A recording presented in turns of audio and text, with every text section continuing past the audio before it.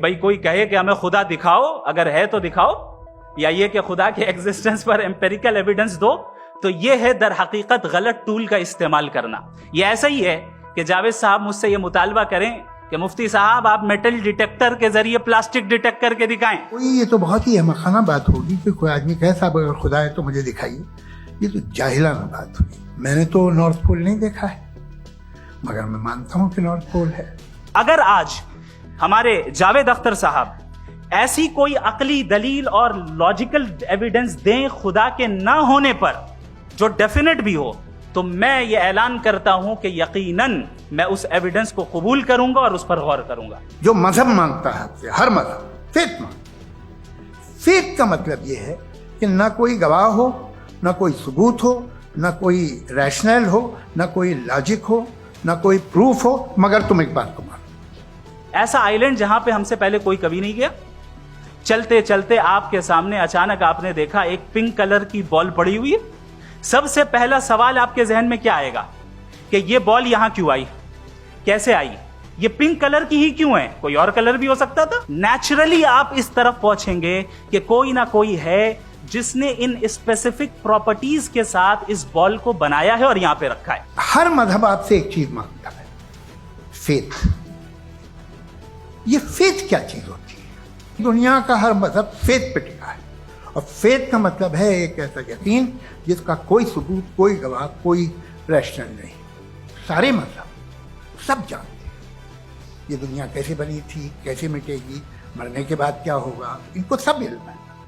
इनको किसी को डायनासोर होते थे पहले ये नहीं पता था, किसी को नहीं पता। और सज्जनों, डज गॉड एग्जिस्ट? इस सवाल का जवाब सब अपने अपने तई खोजने की कोशिश कर रहे हैं। कोई इसको गॉड डैम पार्टिकल की खोज बताता है, कोई गॉड पार्टिकल की खोज बताता है, कोई हिग्स बोसान की खोज बताता है, कोई ये सवाल जवाब तलाशने की कोशिश करता है कि मास एग्जिस्टेंस में आखिर आया कैसे, हुआ क्या था, सृष्टि के पहले, समय के पहले क्या था। और कोई ये कहता है कि ये सारी खोजें जिस मस्तिष्क में हो रही हैं प्रकृति के क्रम में, वो कैसे विकसित हुआ। मैं उम्मीद करता हूं कि हम आज इन बुनियादी सवालों के कुछ जवाब हासिल करने में कामयाब हों। मैं सबसे पहले मंच पर आमंत्रित कर रहा हूं मुफ्ती शमाइल नदवी साहब को। आइए सर जी।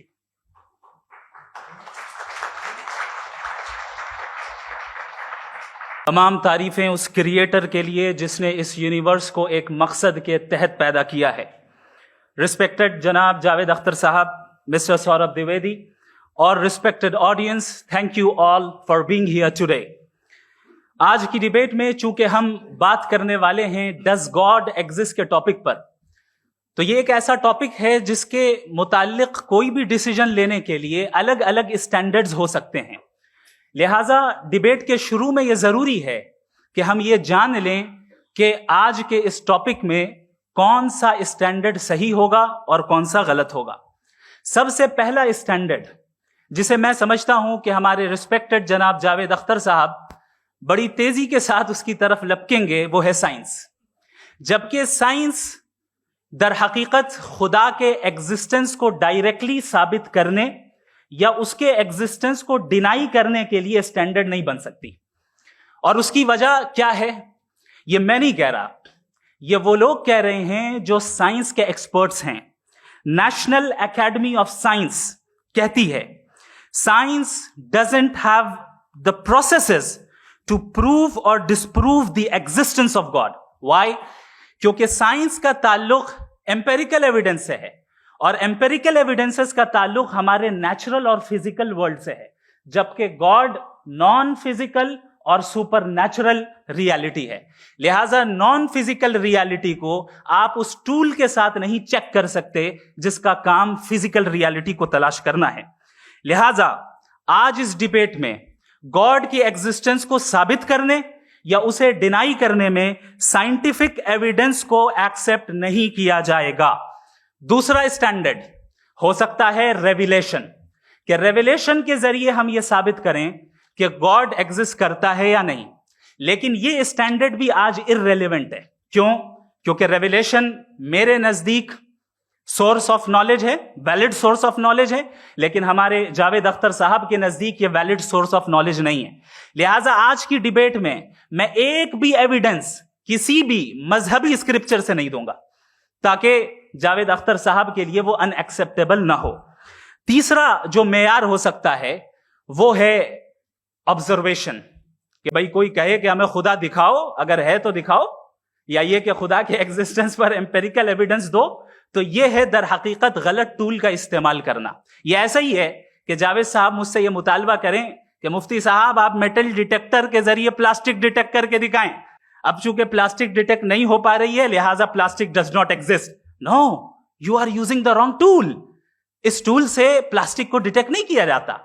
लिहाजा मैं समझता हूं कि गॉड के एग्जिस्टेंस पर एम्पेरिकल एविडेंस का मुतालबा करना एक बचकाना मुतालबा है, और हमारे रिस्पेक्टेड जनाब जावेद अख्तर साहब इस स्टेज से अब बहुत आगे निकल चुके हैं। अब बचता है एक ही स्टैंडर्ड, और वो स्टैंडर्ड है अक्ल, लॉजिक, रीजनिंग। और यही वो स्टैंडर्ड है जिसके तहत गॉड के एग्जिस्टेंस को साबित किया जाएगा या गॉड की एग्जिस्टेंस को डिनाई किया जाएगा। लेकिन चूंकि ये बहुत इंपॉर्टेंट और सेंसिटिव टॉपिक है, इसलिए लॉजिकल आर्ग्यूमेंट भी ऐसा होना चाहिए जो डेफिनेटिव हो, इनडेफिनेटिव ना हो, जो 2 और 2 4 की तरह बिल्कुल वाजे हो, जिसे लॉजिकली रिजेक्ट करना पॉसिबल नहीं हो। फॉर एग्जाम्पल हम कहें हमारे रिस्पेक्टेड मिस्टर सौरभ साहब, ये एक इंसान है और तमाम इंसान कॉन्शियस बीइंग है, लिहाजा नतीजा क्या निकला, हमारे सौरभ साहब भी कॉन्शियस बीइंग है। क्या ये इनडेफिनेट आर्ग्यूमेंट है या डेफिनेट आर्ग्यूमेंट है? ये डेफिनेट आर्ग्यूमेंट है। ये 2 और 2 की तरह वाजे है, इसमें किसी तरह जो है लॉजिकली इसको रिजेक्ट नहीं किया जा सकता। तो अगर आज हमारे जावेद अख्तर साहब ऐसी कोई अकली दलील और लॉजिकल एविडेंस दें खुदा के ना होने पर जो डेफिनेट भी हो, तो मैं ये ऐलान करता हूं कि यकीनन मैं उस एविडेंस को कबूल करूंगा और उस पर गौर करूंगा। लेकिन साथ में यह भी ऐलान कर देता हूं प्रेडिक्शन के तौर पर कि ऐसा कोई डेफिनेट आर्ग्यूमेंट कोई नहीं पेश कर सकता। दलील हम देंगे और डेफिनेटिव दलील देंगे, लॉजिकल दलील देंगे, ऐसी दलील देंगे जो एंटायर एथिस्टिक वर्ल्ड उसे रेफ्यूट नहीं कर सकती। चलें अब हम एक एग्जाम्पल सोचते हैं, एक सिनेरियो, सिंपल सिनेरियो, तमाम ऑडियंस से गुजारिश है, हम और आप एक आइसोलेटेड आइलैंड पर हैं, ऐसा आइलैंड जहां पे हमसे पहले कोई कभी नहीं गया। चलते चलते आपके सामने अचानक आपने देखा एक पिंक कलर की बॉल पड़ी हुई है। सबसे पहला सवाल आपके जहन में क्या आएगा कि ये बॉल यहां क्यों आई, कैसे आई, ये पिंक कलर की ही क्यों है, कोई और कलर भी हो सकता था, ये इसी शेप में क्यों है, कोई और शेप भी हो सकता था। नेचुरली आप इस तरफ पहुंचेंगे कि कोई ना कोई है जिसने इन स्पेसिफिक प्रॉपर्टीज के साथ इस बॉल को बनाया है और यहां पे रखा है। चूंकि आप जानते हैं कि ये जो बॉल है इसका एग्जिस्ट करना जरूरी नहीं है, ये एग्जिस्ट कर भी सकती थी, नहीं भी कर सकती थी, और एग्जिस्ट करना ही था तो किसी और फॉर्म में करती, किसी और कलर में करती। अब आप इस बॉल को एक्सपैंड करते चले जाएं, एक्सपैंड करते चले जाएं, एक्सपैंड करते चले जाएं, यहां तक कि ये बॉल यूनिवर्स के साइज की हो जाए। बताइए कि क्या साइज के बढ़ जाने से सवाल बदल जाएगा? हरगिज नहीं बदलेगा। अभी भी सवाल रहेगा, ये यूनिवर्स कहां से आया, इन स्पेसिफिक प्रॉपर्टीज के साथ कहां से आया, क्यों आया, किसने बनाया, ये सवाल उस वक्त भी वैलिड रहेगा। लेकिन ये सवाल अगर हम जनाब जावेद अख्तर साहब से करें तो चूंकि इनका वर्ल्ड व्यू एथिस्टिक है, और सिर्फ इनका नहीं, मतलब जितने भी एथिस्ट हैं और एथिस्टिक वर्ल्ड व्यू को रखने वाले से अगर आप ये सवाल करें कि ये यूनिवर्स कहां से आया, तो इनका जवाब या तो आर्ग्यूमेंट फ्रॉम इग्नोरेंस होगा या डॉगमेटिक होगा। या तो ये कहेंगे कि मुझे नहीं पता कि ये कहां से आया, लिहाजा गॉड डज नॉट एग्जिस्ट, ये आर्ग्यूमेंट फ्रॉम इग्नोरेंस है। या ये कहेंगे कि ये यूनिवर्स खुद ब खुद बन गया, इसका मतलब ये है कि उस बॉल को भी खुद ब खुद बन जाना चाहिए। लेकिन बॉल के ताल्लुक से ये एक्सप्लेनेशन एक्सेप्ट नहीं की जाएगी कि ये खुद ब खुद बन गई, लेकिन यूनिवर्स के ताल्लुक से कर दिया जाएगा। इसे हम दूसरे अल्फाज में डॉगमा भी कह सकते हैं। दूसरी चीज, हमारे जावेद अख्तर साहब जरूर गॉड ऑफ गैप्स की मिसाल भी जरूर देंगे, और मिसाल देंगे कि पहले जमाने में बिजलियां कड़कती थी तो लोगों ने किसी एक खुदा की तरफ, और बारिश होती थी तो दूसरे खुदा की तरफ मंसूब कर दिया, उनके पास दलील नहीं थी। यह हमारा वर्ल्ड व्यू है ही नहीं, यह हमारा वर्ल्ड व्यू है ही नहीं, क्योंकि नेचुरल फेनोमेना के प्रोसेस की इंटरप्रिटेशन को जान लेने से यह कहां से साबित हो गया कि गॉड एग्जिस्ट नहीं करता है? इस पर मैं इंशाल्लाह अभी आगे बात करूंगा। आप हजरात ये भी देखेंगे और मैं ये एक्सपेक्ट करता हूं कि हमारे रिस्पेक्टेड जनाब जावेद अख्तर साहब जरूर इमोशनल आर्ग्यूमेंट्स भी देंगे, जो कि एक लॉजिकल फेलेसी है जब बात आती है ट्रुथ को डिसाइड करने में। क्यों? मिसाल के तौर पर वो कहेंगे कि अगर गॉड है तो इविल क्यों एग्जिस्ट करता है, जबकि मैं कहता हूं इविल का एग्जिस्ट करना गॉड के एग्जिस्ट करने की दलील है, उसके खिलाफ नहीं है। चूंकि अगर गॉड है तो हम सब उसके सामने अकाउंटेबल हैं, और अगर हम अकाउंटेबल हैं तो अकाउंटेबिलिटी के लिए इविल का मौजूद होना जरूरी है, उसके बगैर हम अकाउंटेबल नहीं हो सकते। और अगर हम अकाउंटेबल नहीं हैं तो हम जनाब जावेद अख्तर साहब से पूछेंगे कि आप बताएं कि फिर सफरिंग इस दुनिया में क्यों है? अगर खुदा नहीं है तो सफरिंग क्यों है? और उन लोगों के जज्बे का क्या जिनके अंदर सफरिंग के बाद इंतकाम लेने का जज्बा पाया जाता है और वो इस दुनिया से ऐसे ही चले गए, क्या उनकी सारी तकलीफें बेकार चली जाएंगी?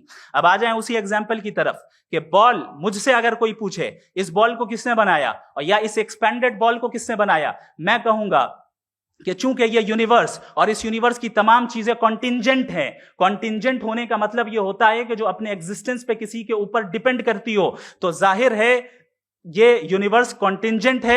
और अगर कोई चीज कॉन्टिंजेंट नहीं है तो मैं रिक्वेस्ट करूंगा कि मुझे दिखा दें कि कौन सी चीज यूनिवर्स में कॉन्टिंजेंट नहीं है, हम भी जरा गौर कर लें और हम भी देख लें। और जब कॉन्टिंजेंट चीजें मौजूद हैं तो फिलोसोफर्स की इस्तिलाह के मुताबिक, हम उस टर्मिनोलॉजी के मुताबिक हम उस जगह तक पहुंचते हैं और उस हस्ती तक पहुंचते हैं जिसे नेसेसरी बीइंग कहा जाता है, कि ये वो नेसेसरी बीइंग है जिसका मौजूद ना होना नामुमकिन हो। क्योंकि अगर ये मौजूद ना हो तो सारी चीजें एग्जिस्टेंस में आएंगी ही नहीं, और ये सारी कॉन्टिंजेंट चीजें उसी के ऊपर डिपेंड करती हैं। अब अगर आप ये सवाल करते हैं कि फिर उस हस्ती को किसने बनाया, फिर उसका कॉज क्या है, फिर उसका कॉज क्या है, फिर उसका कॉज क्या है, और एंडलेसली चले जाएं, इसे हम कहते हैं इन्फिनिट रिग्रेस ऑफ कॉजेस, जो कि लॉजिकल फेलेसी है।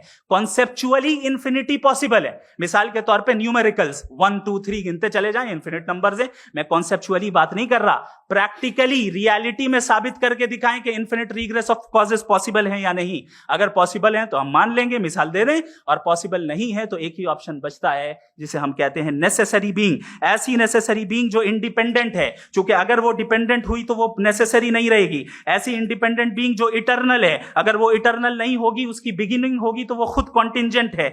ऐसी बीइंग जो पावरफुल है, क्योंकि कॉन्टिंजेंट को एक्चुअलाइज करने के लिए पावर चाहिए। ऐसी बीइंग जो इंटेलिजेंट है और नॉलेजेबल है, क्योंकि ये यूनिवर्स स्पेसिफिक फॉर्म और स्पेसिफिक लॉज ऑफ नेचर के तहत प्रिसाइजली चल रहा है। Thank you. थैंक यू मुफ्ती साहब। मैं इन दलीलों के बाद जावेद अख्तर साहब से गुजारिश करूंगा, आप बैठ के बोलना चाहेंगे हमारे? जी।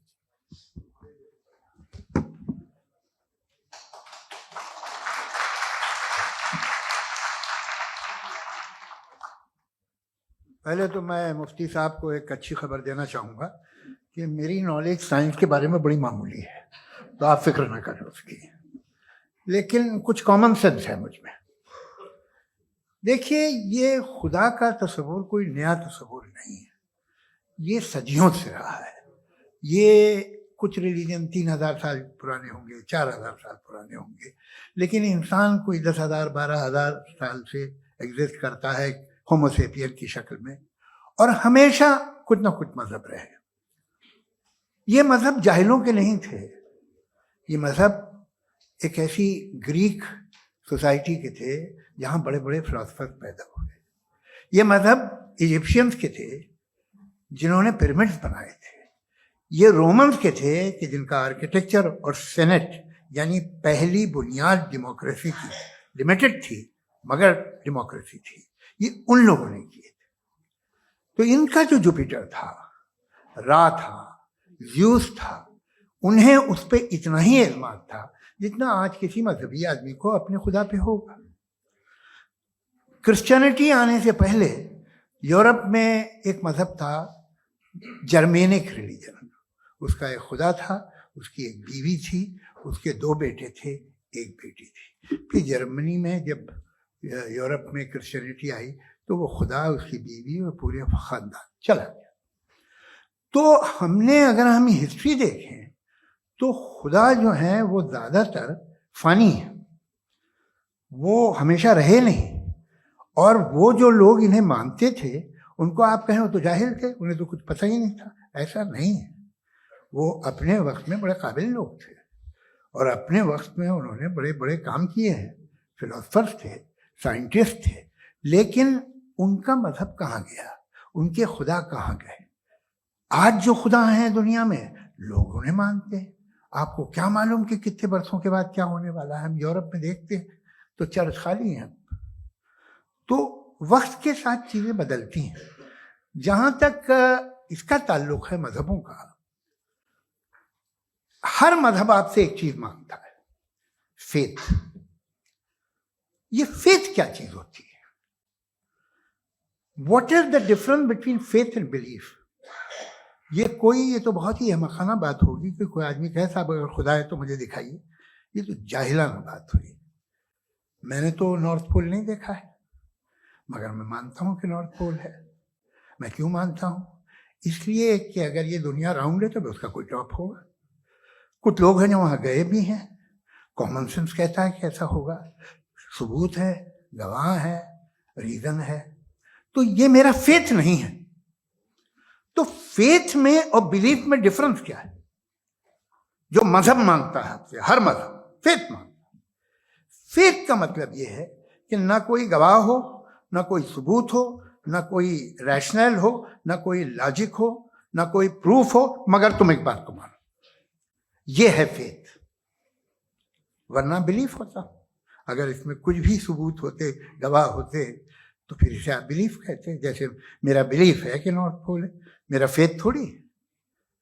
फेथ इन तमाम शर्तों को रद्द करता है। तो फिर स्टुपिडिटी क्या है? अगर मैं एक बात ऐसी मानूं जिसकी ना कोई लॉजिक है, ना कोई रैशनल है, ना कोई प्रूफ है, ना कोई गवाह है, ना कोई सबूत है, और मैं उसे मानूं, तो ये स्टुपिडिटी हुई। इसे ही भाई कल को मैं यकीन कर लूं कि एलॉन मस्क जो है मेरा भाई है, तो मुझे इंतहाई खुशी होगी, सुकून भी बहुत मिलेगा मुझे। लेकिन और कहे भाई क्यों मानते हो, क्या सबूत है? भाई वो तो अमेरिकन है और तुम तो इंडियन हो, वो तो नस्ल अलग है, तुम्हें कभी मिले भी नहीं। साहब देखिए मेरा फेथ है, इस पे बात न किया। फेथ का मतलब ही यह है कि आप प्रूव नहीं कर सकते। अगर आप प्रूव कर सकते हो तो फेथ की जरूरत ही नहीं, फिर तो आप बात करेंगे, आप कितनी बहस कर लीजिए। अल्टीमेटली दुनिया का हर मजहब फेथ पे टिका है, और फेथ का मतलब है एक ऐसा यकीन जिसका कोई सबूत, कोई गवाह, कोई रैशनल नहीं। अब आप ये कहें, क्या आप ये क्यों कह रहे हैं कि साहब ये कायनात किसने बनाई? कमाल ये है कि आपने बताया कि एक आइलैंड पे गए और एक बॉल देखी। आपने ये नहीं कहा कि आइलैंड किसने बनाया, आपको सिर्फ बॉल पे हैरत हुई।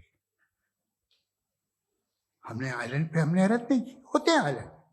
इसी तरह ये आइलैंड है, सितारे, ये गैलेक्सीज, ये सब आइलैंड हैं, खला में।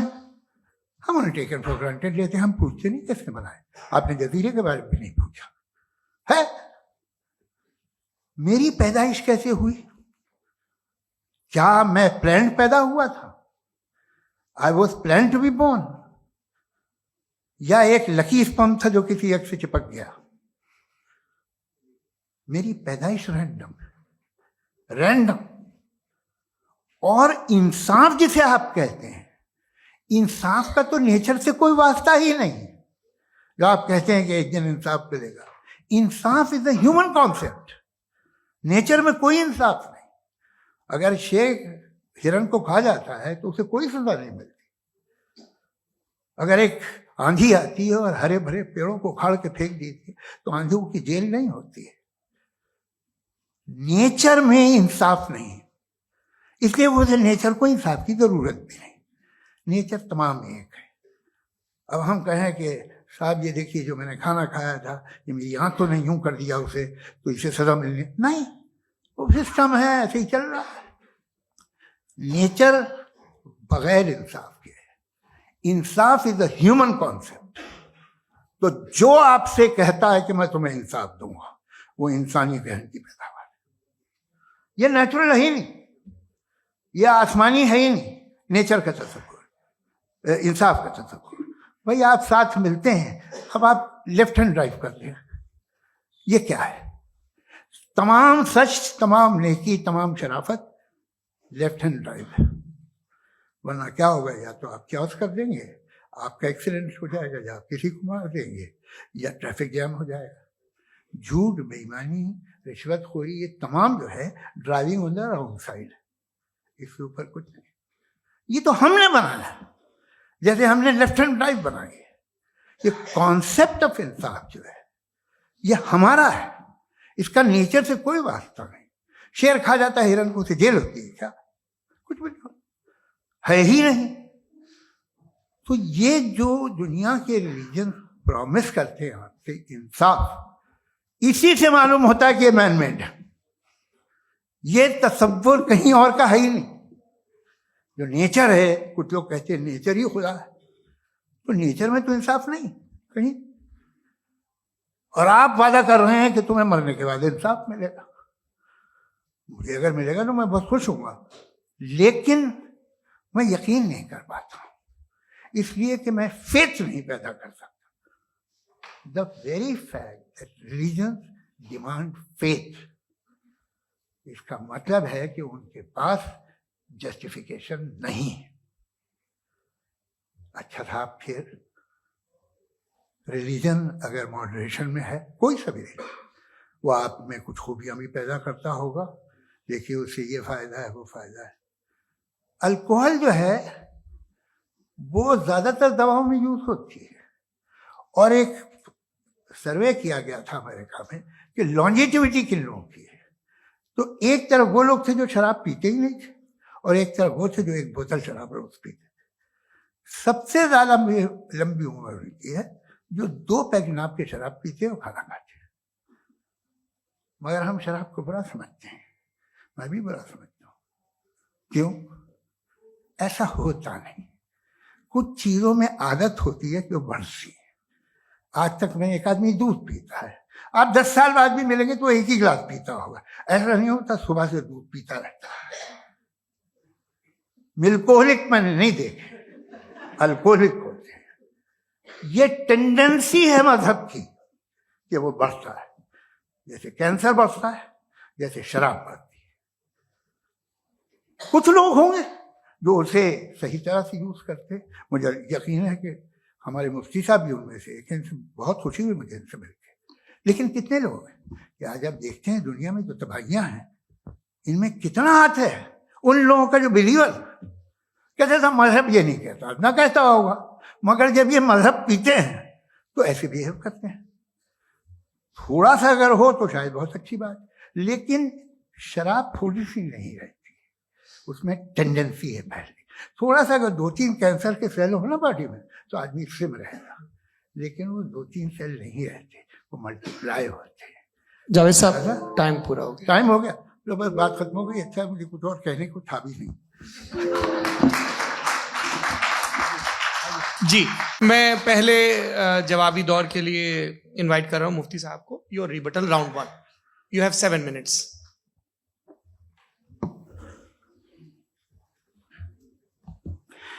Thank you very much Javed साहब। आपकी बात को सुनकर बड़े महजूज हुए हम लोग। महजूज, do you understand? We enjoyed. Okay, अब थोड़ा सा लॉजिकली उसको हम लोग देखते हैं। दरअसल हम लोगों ने कल गुजारिश की थी मुफ्ती साहब से भी, जावेद साहब से भी, कि हिंदुस्तानी जबान आम फहम सबको समझ में आ जाए, और जहां कहीं आप मुश्किल शब्द इस्तेमाल करें वहां बताते भी चलें। Thank you. तो सबसे पहले हमारे रिस्पेक्टेड जावेद साहब ने हवाला दिया कि खुदा फानी है। कितने मजहब आगे चले गए, किसी ने जुपिटर को खुदा माना, किसी ने किसी को माना। मैं कहता हूं जिसने कॉन्टिंजेंट चीज को खुदा माना, गलत माना, वो खुदा ही नहीं, वो खुदा ही नहीं है। हम तो नेसेसरी बीइंग को साबित करने बैठे हैं, वो नेसेसरी कॉज जो इटरनल है, जो अबदी भी है और अजली भी है। हम किसी और को साबित करने नहीं बैठे। दूसरी चीज उन्होंने कहा कि फेथ एंड बिलीफ, ये एक ऐसी डेफिनेशन है फेथ की जो इन्होंने पहली मर्तबा पेश की है, या माफ कीजिएगा, इन्होंने पहली मर्तबा पेश नहीं की है, रिचर्ड डॉकिंस ने पहली मर्तबा पेश की है। मुझे मालूम है ये सोर्स कहां से है। एपिस्टेमोलॉजिकली फेथ और बिलीफ का फर्क आप इस तरह नहीं कर सकते सर। फेथ सही भी होता है, गलत भी होता है। बिलीफ सही भी होता है, गलत भी होता है। जो लॉजिक, रीजन और एविडेंस से बैक्ड होगा वो फेथ सही होगा। और आप जिस फेथ की बात कर रहे हैं कि इलॉजिकल है और उसके पीछे नहीं है, तो we are on the same page. हम नहीं मानते उस फेथ को। जो फेथ ऐसा हो जिसके पीछे कोई लॉजिक ना हो, एविडेंस ना हो, हम नहीं मानते। हम तो उस फेथ के कायल हैं जिसके पीछे लॉजिक हो और एविडेंस हो। तो बिलीफ सही भी होता है, गलत भी होता है, फेथ भी सही होता है और गलत भी होता है। तो आज फेथ और बिलीफ के डिफरेंस पे बात नहीं हो रही। आज आप चाहे फेथ एक्सेप्ट कर लें या बिलीफ एक्सेप्ट कर लें, आज ये बात होगी कि ट्रूथ क्या है। चाहे ट्रू बिलीफ सही है या ट्रू फेथ सही है, और फॉल्स फेथ क्या है और फॉल्स बिलीफ क्या है, बात इस पे हो रही। दूसरी चीज इन्होंने पूछा, स्टुपिडिटी फिर क्या है? अगर फेथ, रिलीजन स्टुपिडिटी नहीं है तो और क्या है? चूंकि फेथ का मुतालबा करते हैं तो स्टुपिडिटी क्या है? मैं कहता हूं स्टुपिडिटी एथिज्म है। उसकी वजह यह है कि आप एक सड़क पे जा रहे हो और आप किसी गार्डन में जाएं और देखें वहां लिखा है फूलों के साथ, I love Javed Akhtar and I really do, I love you sir. So जब आप वहां पर पहुंचे तो वहां पहुंचकर अब ये बताएं, क्या आप ये कहेंगे wow what a natural selection? ये क्या नेचुरल सिलेक्शन है? नहीं, ये प्रिसाइजली डिजाइंड है, इसके पीछे डिजाइनर है। लिहाजा अगर कोई एक ऐसी कॉमन सेंस की बात को कबूल नहीं कर रहा है कि यूनिवर्स जो इतने प्रिसाइजली काम कर रहा है, हम कह दें कि खुद ब खुद बन गई, मैं समझता हूं इससे बड़ी स्टुपिडिटी और कुछ नहीं है। ये इरैशनल चीज है। फिर हमारे सर ने कहा कि आपने बॉल पे फोकस किया, आइलैंड पे फोकस नहीं किया। अरे आइलैंड को किसने बनाया, यही समझाने के लिए तो बॉल की मिसाल दे रहा हूं। और बॉल भी कॉन्टिंजेंट है, आइलैंड भी कॉन्टिंजेंट है, दोनों नेसेसरी बीइंग का मुतालबा करते हैं। आगे इन्होंने कहा कि नेचर में कोई इंसाफ नहीं है। हम डिसाइड करते हैं कि मोरालिटी क्या होती है, इंसाफ क्या होता है। हम डिसाइड करते हैं, जैसे ड्राइविंग सीट में ट्रैफिक वाला, ये तो किसी खुदा ने नहीं कहा, ये है, इसे कहते हैं फॉल्स इक्विवेलेंस। ये एक लॉजिकल फेलेसी है। आपने जो है मिसाल दी ड्राइविंग की और ट्रैफिक की, ये सब्जेक्टिव मोरालिटी है। आप सब्जेक्टिव मोरालिटी को मिसाल बनाकर ऑब्जेक्टिव मोरालिटी के ऊपर नहीं थोप सकते। इंसाफ की ऑब्जेक्टिव मोरालिटी है। अगर आप ये कहते हैं कि नेचर में इंसाफ नहीं है, तो इंसाफ का न होना ये नेचुरल हुआ, तो फिर नेचर को नेचर रहने दे। क्यों हम इतना स्ट्राइव कर रहे हैं दुनिया में इंसाफ लाने के लिए? ये तो इलॉजिकल बात है, इरैशनल बात है। इसलिए बहुत सी चीजें ऐसी हैं जो ऑब्जेक्टिवली जो है इविल या गुड हैं, और बहुत सी चीजें ऐसी हैं जो सब्जेक्टिवली हैं। सब्जेक्टिवली जो मोरल होता है या इमोरल होता है, उसको हम सोशल कंसेंसस से या पर्सनल प्रेफरेंस से डिसाइड करते हैं। लेकिन जो ऑब्जेक्टिव मोरालिटी है, जिसमें इंसाफ आया, जो इन्होंने बार बार रिपीट किया, ये ऑब्जेक्टिव है, सब्जेक्टिव नहीं है। अगर आप कहते हैं ये सब्जेक्टिव है, तो मेरा सवाल आपसे यह है, क्या सोशल कंसेंसस के जरिए अगर जुल्म को सही करार दे दिया जाएगा तो आप जुल्म को जस्टिफाई करेंगे? दूसरी चीज इन्होंने यह कहा कि 2 पैक शराब पी लें तो वो उतने पे नहीं रहता, बढ़ जाता है। यही मामला मजहब के साथ है। 2 पैक आप पी लें, बढ़ेगा। तो ये एक ऐसी मिसाल है, इसको कहीं भी फिट कर लें कि आप एथिज्म पे जब फिट करें, जब आप 2 पैक एथिज्म का लेंगे ना, तो वो बढ़ बढ़ के नॉर्थ कोरिया बनेगा। Thank you.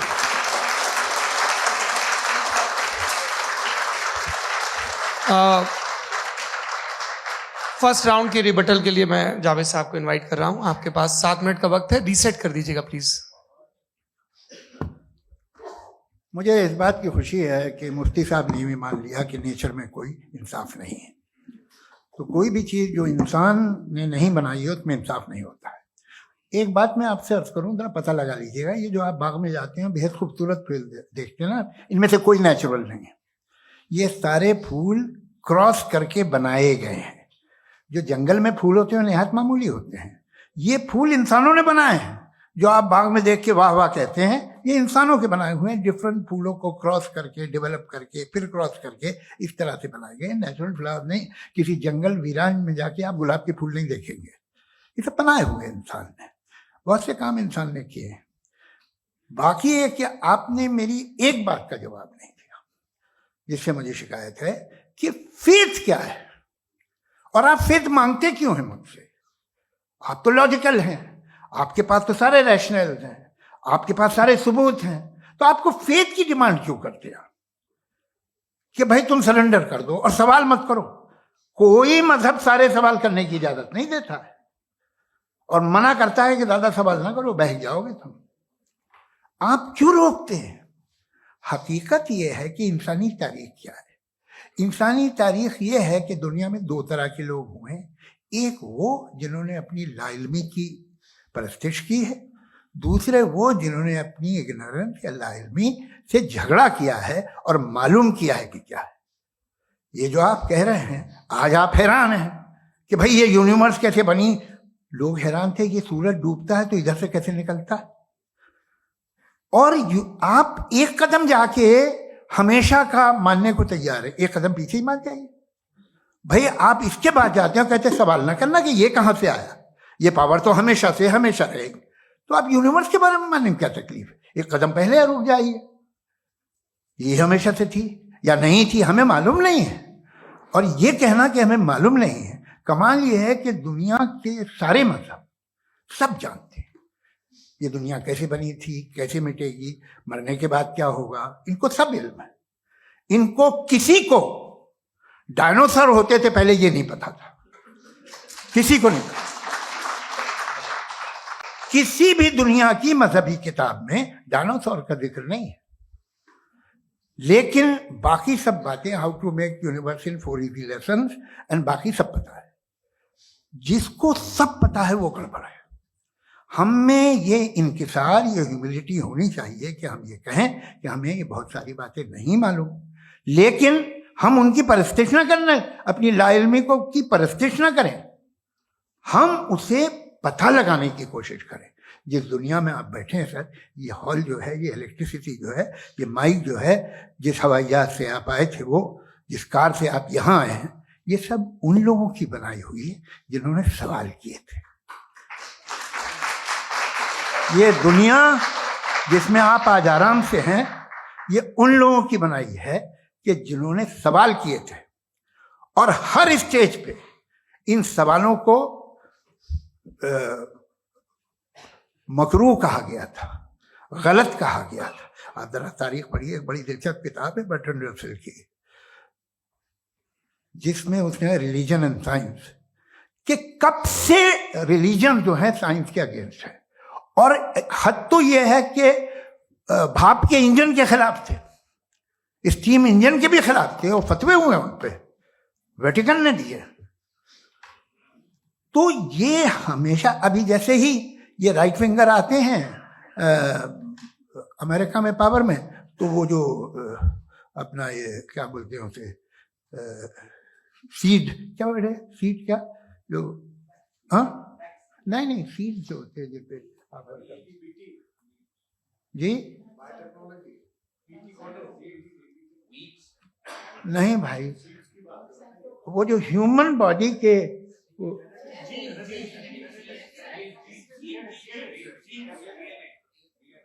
उस पर रिसर्च बंद हो जाती है, रिपब्लिकन नहीं करने देते। अरे भाई इतना डर क्या है तुम्हें? एक जमाने में बहुत नाराज थे ये सारे मजहबी लोग कि ये इंसान तो इंसान बनाने की कोशिश कर रहा है। आपको क्या तकलीफ भाई, बना ले तो बना लेने दो, ये खौफ क्या है? और ये सब आज जो आप कह रहे हैं नामुमकिन है, ये कैसे हुआ? मुझे एक किस्सा याद आता है। जब मैं 6ठी क्लास में था तो मैं मैथमेटिक्स में बहुत वीक था, तो एक टीचर रख दिया गया, उसने 1 2 3 4 5 6 7 तो सिखा दिया मुझे।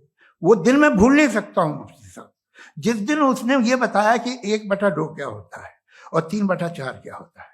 मुझे ऐसा लगा कि मेरा सर बीच से फट जाएगा। यह आदमी कह रहा है कि जो दीवार के अंदर जाओ वॉक करते हुए।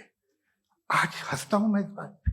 तो आज जो बातें आपके जहन से बिल्कुल परे है और आप हैरान होते हो उन्हें देख के, एक वक्त आएगा कि मामूली लगेंगे। और हुआ है, आपकी इंसानी तारीख ही है। इतनी जल्दी सारे फैसले आप मत कर लीजिए, थोड़ा ये ह्यूमिलिटी रखिए कि भाई ये हमें नहीं मालूम। ये कहने में क्या आ रहा है? ये यूनिवर्स कहाँ तक फैली, ये कब से है और कब तक रहेगी, हमें नहीं मालूम। आपने फैसला कर लिया कब बनी। ये आपके हिसाब से कोई 14 बिलियन ईयर बनी जो समझा जाता है। उससे पहले हजारों करोड़ों अरबों साल तक खुदा बैठा क्या कर रहा था? खामोश बैठा था, ऐसी जमाइयां ले रहा था। फिर उसे आइडिया है, यार एक काम करते, वक्त अच्छा गुजर जाएगा, यूनिवर्स बनाते। सोचिए, वो तो हमेशा से है ना, मगर यूनिवर्स हमेशा से नहीं है। ये तो बनाई गई है। और उससे पहले क्या था, इनका क्या काम था? कैसी बात है, ये बड़ा आसान है। जो बात हमें आज धीरे धीरे पता चली है, बरसों 2000 और 2500 साल पहले आपको किसी ने बता दिया कि क्या था, आप मान गए, और तब से वही मान रहे हैं जो 2500 साल पहले कहा गया था। सब कुछ बदल गया है, सॉल्व हो रही हैं चीजें। अभी साइंस बिल्कुल दावा नहीं करती, या कोई फिलोसफर ये दावा नहीं करता कि हमें सब मालूम, बल्कि वो कहता है कि हमें जितना मालूम होता है उससे ये मालूम होता है कि हमें कितना कम मालूम। तो हम अपनी जहालत से लड़े, उसकी परस्तिश न करें। जी, time. Thank you so much.